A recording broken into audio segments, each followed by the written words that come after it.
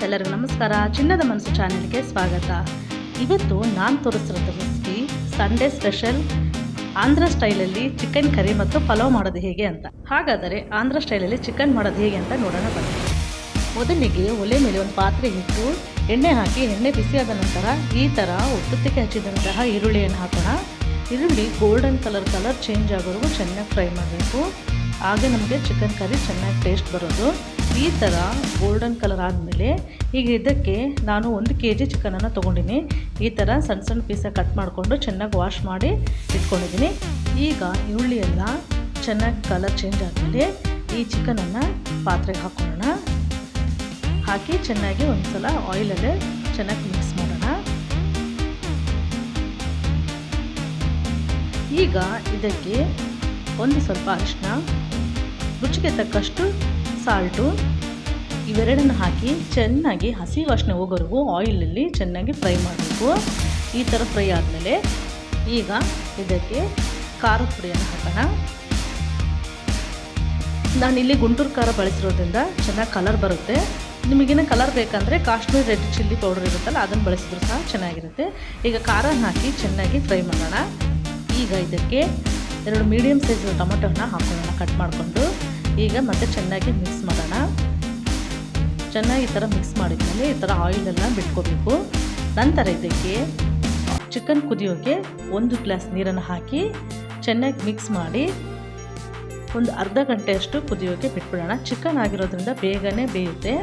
ಇದಕ್ಕೆ ಈಗ ಮಸಾಲ ರೆಡಿ ಮಾಡ್ಕೊಳ್ಳೋಣ. ಮಸಾಲೆಗೆ ಮೊದಲಿಗೆ ನಾನಿಲ್ಲಿ ಒಣ ಕೊಬ್ಬರಿಯನ್ನು ಬಳಸಿದ್ದೀನಿ. ನೀವು ಬೇಕಿದ್ರೆ ಹಸಿ ಕೊಬ್ಬರಿ ಸಹ ತೊಗೋಬೋದು. ನಂತರ ಧನಿಯಾ, ಸ್ವಲ್ಪ ಚಕ್ಕೆ, ಲವಂಗ ಇವೆಲ್ಲನ ಹಾಕಿ ಫಸ್ಟು ಗ್ರೈಂಡ್ ಮಾಡ್ಕೊಳ್ಳೋಣ.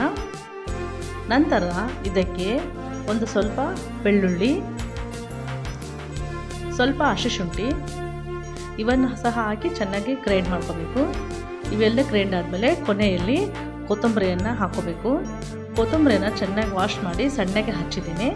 ಈಗ ಈ ಕೊತ್ತಂಬರಿಯನ್ನು ಹಾಕಿ ನಂತರ ಇದಕ್ಕೆ ಒಂದು ಅರ್ಧ ಗ್ಲಾಸಷ್ಟು ನೀರು ಹಾಕೋಣ. ನೀರು ಹಾಕಿ ಈಗ ಗ್ರೈಂಡ್ ಮಾಡಿಕೊಂಡ್ರೆ ಮಸಾಲ ರೆಡಿ ಆಗುತ್ತೆ. ನೋಡಿ, ಈ ಥರ ನೈಸ್ ಹಾಕಿ ಗ್ರೈಂಡ್ ಮಾಡ್ಕೋಬೇಕು. ಎಲ್ಲಿ ಸಹ ತರಿ ಇರಬಾರ್ದು. ಈ ಥರ ನೈಸ್ ಆಗಿರಬೇಕು. ಮಸಾಲ ಹಾಕಿರೋದು ಗೊತ್ತೇ ಆಗೋದಿಲ್ಲ. ಈಗ ಮಸಾಲೆ ರೆಡಿ ಆಗಿದೆ.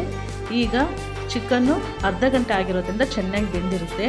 ನೋಡಿ, ಈಗ ಒಂದು ಸಲ ಮಿಕ್ಸ್ ಮಾಡೋಣ. ಈಗ ಚಿಕನ್ ಎಲ್ಲ ಬೆಂದಿದೆ. ಈಗ ಇದಕ್ಕೆ ನಾವು ಮಸಾಲೆ ರೆಡಿ ಮಾಡ್ಕೊಂಡಿದ್ವಲ್ಲ ಆ ಮಸಾಲನ ಹಾಕೋಣ.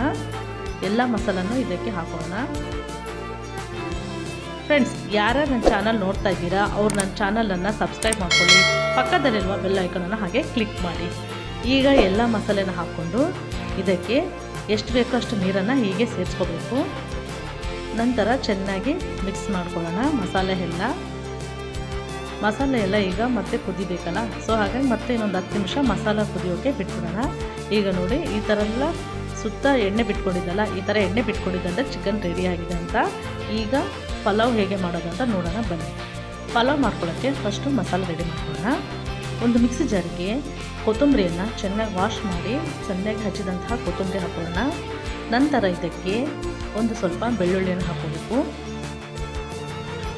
ನಂತರ ಹಸಿ ಶುಂಠಿ, ಸ್ವಲ್ಪ ಚಕ್ಕೆ, ಲವಂಗ, ಒಂದು ಅರ್ಧ ಗ್ಲಾಸು ನೀರು ಇವೆಲ್ಲ ಹಾಕಿ ಚೆನ್ನಾಗಿ ಗ್ರೈಂಡ್ ಮಾಡ್ಕೊಳ್ಳೋಣ. ಈ ಥರ ನೈಸ್ ಆಗಿರಬೇಕು ಗ್ರೈಂಡ್ ಮಾಡ್ಕೊಂಡ್ಮೇಲೆ. ಈಗ ಒಲೆ ಮೇಲೆ ಒಂದು ಕುಕ್ಕರ್ ಇಟ್ಟು ಕುಕ್ಕರ್ ಬಿಸಿಯಾದ ನಂತರ ಎಣ್ಣೆ ಹಾಕೊಳ್ಳೋಣ.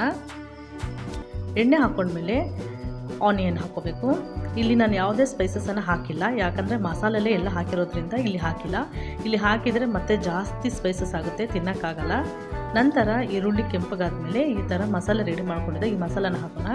ಈಗ ಇದಕ್ಕೆ 1 ಸ್ಪೂನು ಅರಿಶಿನ ಇವೆಲ್ಲವನ್ನು ಹಾಕಿ ಚೆನ್ನಾಗಿ ಎಣ್ಣೆಯಲ್ಲಿ ಮೀಡಿಯಮ್ ಫ್ಲೇಮ್ ಇಟ್ಟು ಫ್ರೈ ಮಾಡಬೇಕು. ಈ ಥರ ಎಣ್ಣೆಲ್ಲ ಸುತ್ತ ಬಿಟ್ಕೋಬೇಕು. ಈಗ ನಾನಿಲ್ಲಿ 1.5 ಗ್ಲಾಸ್ ಅಕ್ಕಿ ತೊಗೊಂಡಿರೋದ್ರಿಂದ 3 ಗ್ಲಾಸ್ ನೀರನ್ನು ಹಾಕಿದ್ದೀನಿ. ಈಗ ರುಚಿಗೆ ತಕ್ಕಷ್ಟು ಉಪ್ಪು. ನಾನಿಲ್ಲಿ ಅರ್ಧ ಗಂಟೆ ಮುಂಚೆನೇ ಅಕ್ಕಿಯನ್ನು ನೆನೆಹಾಕ್ಕೊಂಡಿದ್ದೆ. ಈಗ ಇದಕ್ಕೆ ಒಂದು ನಿಂಬೆಹಣ್ಣನ್ನು ಹಿಂಡ್ಕೋಬೇಕು. ಚಿಕನ್ ಹೀಟ್ ಇರೋದ್ರಿಂದ ಪಲಾವಲ್ಲೇ ನಾವು ನಿಂಬೆಹಣ್ಣು ಹಿಂಡ್ಕೊಂಡಿದ್ರಿಂದ ಅಷ್ಟು ಹೀಟ್ ಆಗಲ್ಲ. ಈಗ ಒಂದು ಸಲ ಮಿಕ್ಸ್ ಮಾಡ್ಕೊಳ್ಳೋಣ.